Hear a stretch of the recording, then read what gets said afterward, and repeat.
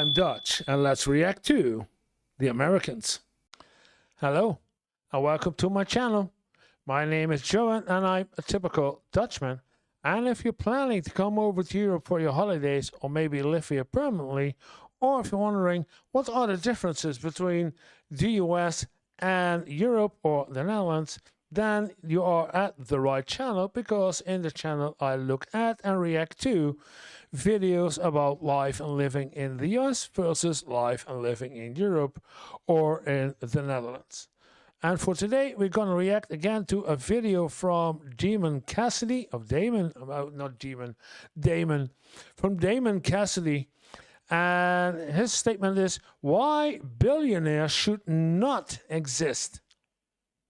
Why billionaires should not exist. Okay, let's take a look at it. According to Forbes, billionaire net worth has doubled in just the last 4 years, with the top 1% now holding more wealth than the bottom 90% combined. And as we are now projected to see the world, the top 1 has more than the bottom 99?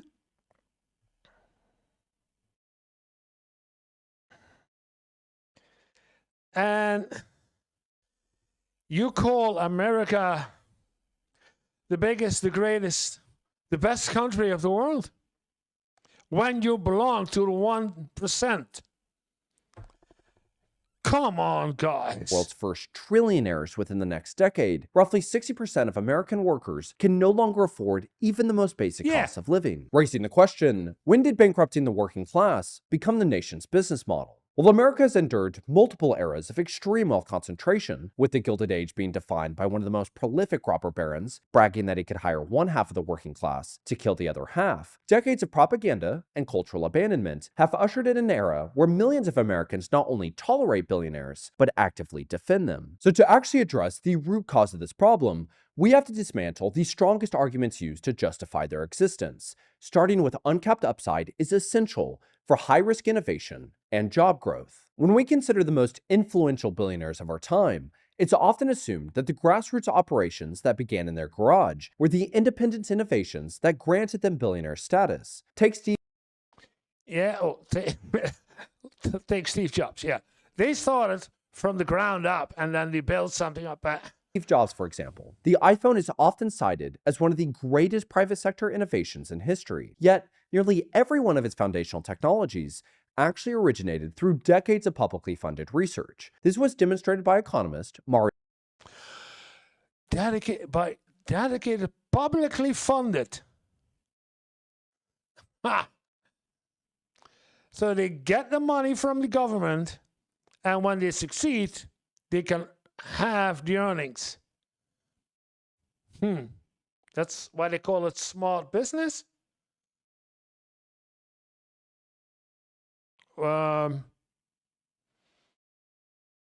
That won't fly up here in the Netherlands, or I will say in Europe.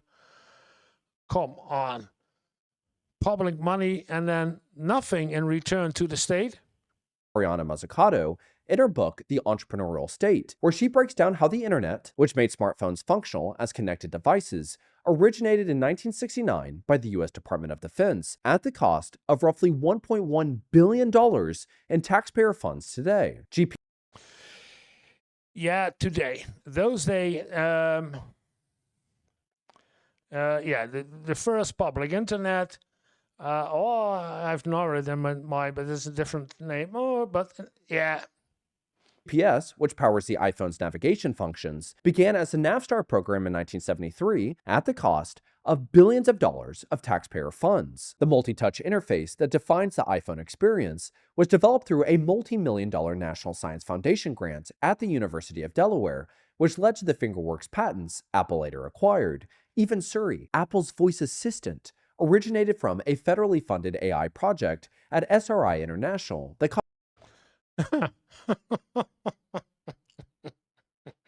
So it's not only Bill Gates who stole the interface for Windows, but Steve Jobs did everything else. Cost roughly $250 million in taxpayer funds. And while many would assume that the iPhone or Apple as a whole is what made Steve Jobs a billionaire, it was actually his $10 million investment into Pixar, which later IPO'd after the success of Toy Story, whose texture mapping, depth sorting, hidden surface removal, and frame buffer graphics were all built on top of taxpayer-funded computer graphics research. So while the government ultimately did not make Toy Story or build a consumer smartphone, and nor should that be their role, the simple fact remains that while private the United States needs both public and private R&D funding. Basic research, applied research, experimental development. Basic research, 40%. Applied research, 30%, and experimental development, 10%. Okay. But that's public funding by grants, etc., to the universities, to students to learn and to create something to benefit the public, the better health or better medicine or I don't know, whatever, but not to make some company more money. That should not be the goal, in my opinion.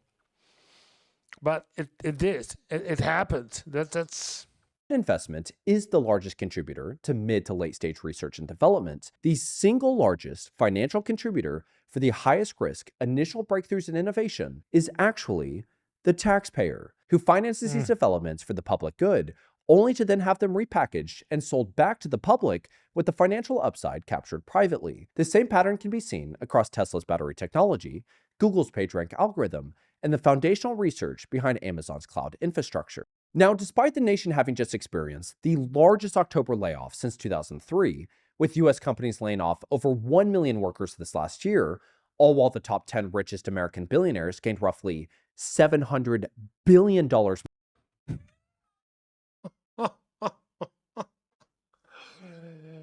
Oh, I don't get it.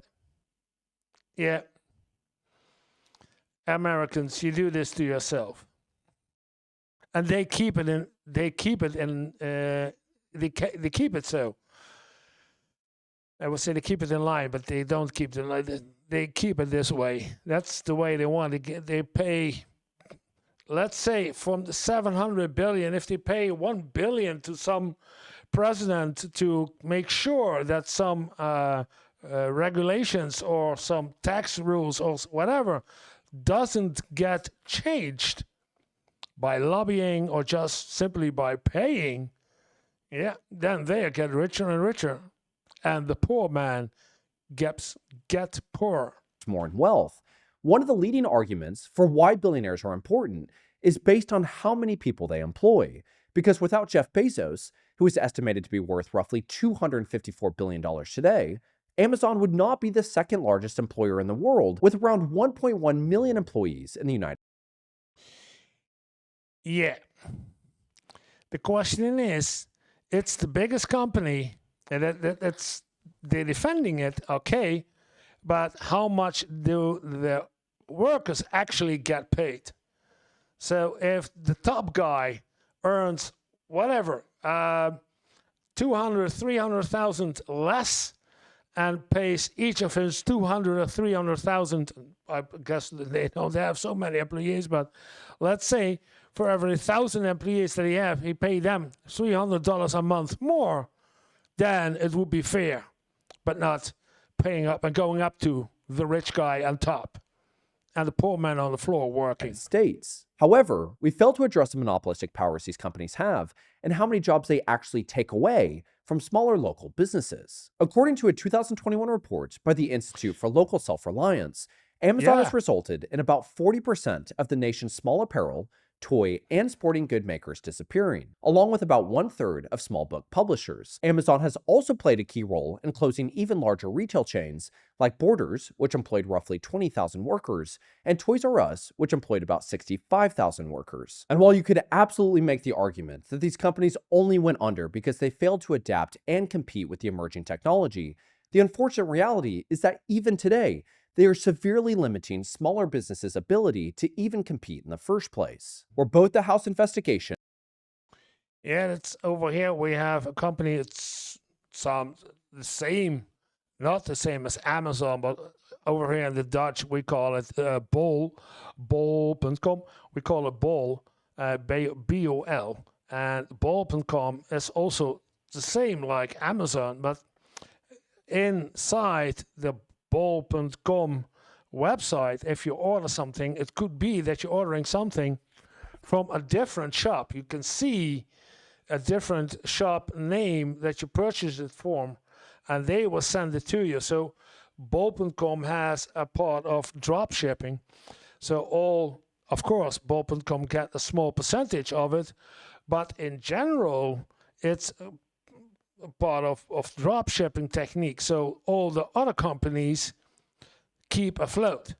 And I think that Amazon don't do this. They just they're competitors, and then make sure that they are cheaper or better or whatever or more, so their competitors die. That's the difference between over here, the bol.com, and Amazon. And reporting by the Wall Street Journal have found that Amazon has spied on sellers and appropriated data about their sales, costs, and suppliers. Amazon then used this information to create its own competing versions of their products, often giving its versions superior placement in the search results. Amazon has also been caught using its venture capital fund to invest in startups, only to steal those startups' ideas and create rival products and services, where in some cases, Amazon's decision to launch a competing product devastated the business in which it first invested. And Amazon is not the only. Yeah, I don't know if there are laws against that in the United States. I guess not, because if somebody has a lot of money, they can do whatever they want, and they can buy off anyone and everybody, just not to get sued or not making it even a law in the first place. Only one doing this. While the Federal Trade Commission and the Department of Justice have occasionally blocked high-profile mergers, the far more common tactic is these companies will invest into startups, secure a board seat, and quietly influence the direction of that company, a tactic referred to as co-opting disruption, effectively steering future competitors away from the very innovations that could effectively allow these companies to compete with their monopoly. Google alone has acquired more than 230 everything is Google nowadays. YouTube, and I see Skype and Nokia and Whole Foods and LinkedIn and WhatsApp. It's all Google? No, it's not all Google. Timeline of each text. Okay. Facebook, Apple, Microsoft, Google, and Amazon. It's not the Magnificent Seven, but yeah. Microsoft also green. Yeah, I get it. Green is Microsoft. Okay, Skype and LinkedIn and GitHub and companies between 2006 and 2021. Apple has acquired over 100 companies as of 2022, and Amazon has invested in or acquired over 128 companies across healthcare, robotics, logistics, and AI, meaning what is often framed as organic growth and visionary leadership is in reality the systemic removal of competitive threat, leaving fewer companies, fewer paths to innovation, and an economy increasingly dictated by the strategic interests of the billionaire class who already control it. However, even if we gave these billionaire-led companies like Amazon the full benefit of the doubt, and we assumed that every single job they created was of completely fair competition, then the next question becomes, what is the actual quality of these jobs being created? Well, Jeff Bezos has personally gained over $80 billion. Okay. I will say he has a trophy wife, but okay. $1 billion in wealth since 2024. A study by the Center for Urban Economic Development on economic insecurity among Amazon warehouse workers found that 93% of full-time workers earn less than $50,000 per year. Yeah. Who earn less than $15,000 a year.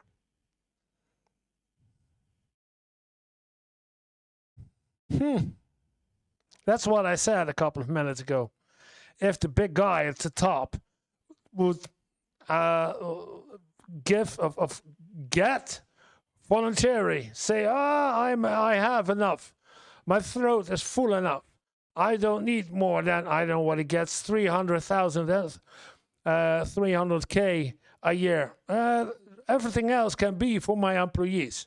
No. We're going to buy shares. And our shareholders need also more money per share. And so we're going to use that money to invest, and we do R&D. And that's what... First, pay your employees and then do the rest. No. Including nearly 1/3 who earn between $15,000 and $29,999, and 13% who make under $15,000 per year, or within a 3-month period, 41% reported being injured on the job, 53% experienced food insecurity, 48% experienced housing insecurity, 56% could not pay all their bills, and 23% were forced to rely on the Supplemental Nutrition Assistance Program. And this is not unique. And they're working. And you're still wondering how America is the biggest, the greatest, and the best country in the world. To Amazon. Walmart, the largest private employer in the world, with about 1.6 million employees in the United States, ranked among the top 4 companies whose employees relied on SNAP benefits in 2019. Meanwhile, since 2020, the Walton family has gained roughly $200 billion in wealth, highlighting that even if these jobs were being created through fair competition, these are still not jobs that allow workers to meet the basic cost of living, where their basic needs once again being funded by the taxpayer. And your tax dollars aren't just compensating for the low wages being paid by these companies. They're helping fund the very operations that allow billionaires to consolidate this power in the first place. In 2018, Amazon secured over $750 million in state and local tax subsidies to build its... Subsidies! Damn. I'm glad I'm living over here in the Netherlands or in Europe. I would be furious. But yeah, that's how America is. Great America. The HQ2 campus in Arlington, Virginia, under the promise of long-term job creation. Yet research from the Economic Policy Institute shows that when Amazon opens large facilities, warehousing and storage jobs do initially increase. But after 2 years, those gains are entirely offset by job losses in other local industries, resulting in little to no and sometimes negative employment growth at the county level. Greg Leroy, the executive director of Good Jobs First, has spent decades documenting this pattern, showing how tens of billions of dollars of taxpayer funds are handed over to corporations through tax incentives in the name of job creation. Job scam. I would recommend reading this book. Only for those companies to later replace workers through automation, outsourcing, or consolidation, while still getting to keep their tax breaks. Meaning that the taxpayers are now paying for the underlying research, paying to subsidize these facilities, paying for the food stamps that these workers rely on, and paying once again as the customer, while the financial upside is flowing upwards into the hands of the billionaires at the fastest rate in human history. However, even with all of that being said, you could still argue that while billionaires may not increase high-risk innovation or actually lead to job growth, their wealth still reflects a massive net positive value creation. Because in many ways, that is true. Elon Musk helped normalize the electric vehicle industry while reigniting the space industry. Bill Gates made personal computing accessible to the average household. Warren Buffett consistently allocated capital into businesses that millions of everyday Americans use and interact with. These individuals contributed ideas, software, and strategic capital that genuinely reshaped the modern economy and advanced human progress. But the value they created... Wow, Bill Gates, quite a jump.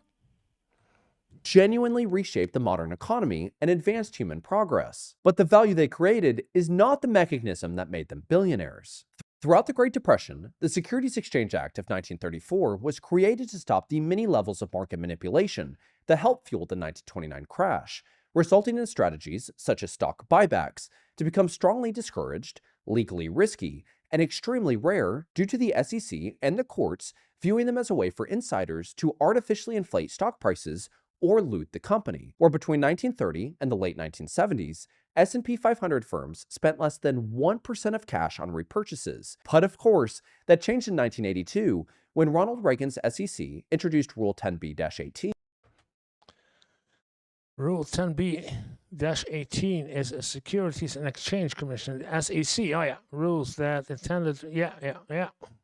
Which effectively legalized stock buybacks for the first time in over 50 years, where instead of reinvesting money back into research, equipment, wages, pensions, or new innovation, the most financially rewarding move became funneling that capital into the stock price itself. Throughout the 1990s, companies more than doubled their stock buybacks following Clinton's trade agreements, while also increasing the size of stock option programs by over 40%, effectively allowing top-level executives to profit immensely from a fabricated increase in stock prices, with Charles Clough, chief investment strategist at Merrill Lynch, referring to this as a pure earnings management scheme. Or between 1980. Yeah.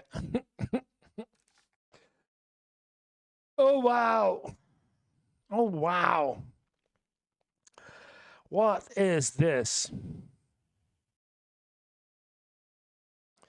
They're buying back the shares that they put in and then getting a higher profit of it because the share has a higher price. These tricks that are playing, and a lot of people do not know that these are the tricks that are being played at the market because they are way too busy with survival and thinking, how do I pay my rent next month? Working 3 jobs. And then say, yeah, it's good to be a billionaire. Yeah, but you are working 3 jobs to keep that billionaire a billionaire instead of you becoming more and more better. 1989 and 1998, middle-income families captured just 3% of total stock market gains, but absorbed nearly 40% of the historic rise in consumer debt. Today, stock buybacks just set a new all-time annual record of $942.5 billion, while almost $1 trillion. Companies slashed employee training budgets to just $98 billion, where since 2009, companies have invested nearly $7.5 trillion into stock buybacks, turning what used to be considered criminal market manipulation into the dominant form of capital allocation. Apple alone, led by Tim Cook, who is worth roughly $2.5 billion, invested about $30 billion into research and development this year, and nearly $30 billion in stock buybacks just in the first quarter of 2025, where according to the Economic Policy Institute, CEO compensation has increased by roughly 1,460% since 1978, while the typical worker's wages have grown by just 18%, ultimately proving that billionaire worth is not simply the byproduct of value being created, it is the byproduct of value being financially engineered. And while that's the right word. Yeah, financially engineered and facilitated by the law. And if there's somebody who says, I'm not agreeing with it, we need to change something about it, then they will be throwing some money at it, a couple of billion, and then say, okay, I will comply, and then it dies. While stock buybacks have become the dominant way billionaire wealth is engineered upward, the next question becomes, how much of that wealth is ever taxed in the first place? Something that we all understand far too well is that workers earn wages and workers pay taxes. But for billionaires, they accumulate I saw a part of this, equity and then borrow against it. When a billionaire borrows against their stock, that borrowed money is not treated as income, meaning they can extract billions of dollars. Yeah. Oh. Again, and it's facilitated by the law. So they don't do anything that's against the law. It's just people don't think about it when this happens, and they find the loopholes in the law and they will exploit it. And if nobody block the holes, then it will be in personal liquidity without paying a single dollar in federal income tax, which is how Jeff Bezos, one of the richest individuals in human history, could publicly claim an $80,000 annual salary for decades and even use the child tax credits while privately paying $0 in federal income tax in 2007, despite his net worth increasing by nearly $4 billion. Yeah, and over here in the Netherlands, I will not say all over Europe because I'm not sure from all over Europe, but in the Netherlands it is. If your net worth is 2 billion, for example, well, 2 billion, nobody has 2 billion over here. Well, maybe some bigger companies, but one person is a 200 million net worth. He pays taxes for those 200 million. Maybe not the full 200 million, but accordingly, by stages, some taxes will be higher up. So it's starting with 20% and then 30% and 40% and 50%. And yeah, you cannot do these tricks like borrowing out and say, yeah, it's not my money. I borrowed the money against my own company and it's money. It's yours. Your company worth is, or your personal worth is, on your bank account is. So you pay that kind of taxes. No, you don't need to in the United States. Crazy. And zero again in 2011 when his net worth rose by another $6 billion. ProPublica found that between 2014 and 2018, his true tax rate was 0.98%. Warren Buffett paid even less, 0.10%, or for the 0.01%? first time in American history, billionaires are now paying a lower effective tax rate than the working class, highlighting that taxpayers are. Yeah, and then you have a president who also facilitates this because the president himself is also a billionaire. Paying for the underlying research, paying to subsidize these facilities, paying for the food stamps these workers rely on, paying once again as a customer, paying a higher effective tax rate than the richest people on earth. But the best part is that people have become so convinced that it's better to blame one another, and God forbid anybody that asks for help, and defend the billionaires who are a byproduct of decades of unbelievable greed and corruption. I absolutely agree. But I will leave it over here because it's amazing. I'm getting more and more, how you call it, agitated by looking at this video, not about him because he's talking. And if you want to see the full video, the link is in the description.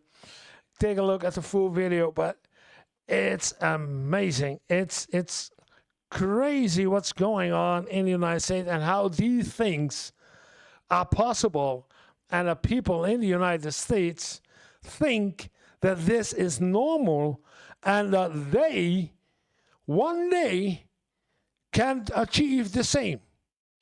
One day I will be a new Elon Musk or the new Bill Gates. I don't get it. What can I say? Wake up. Think.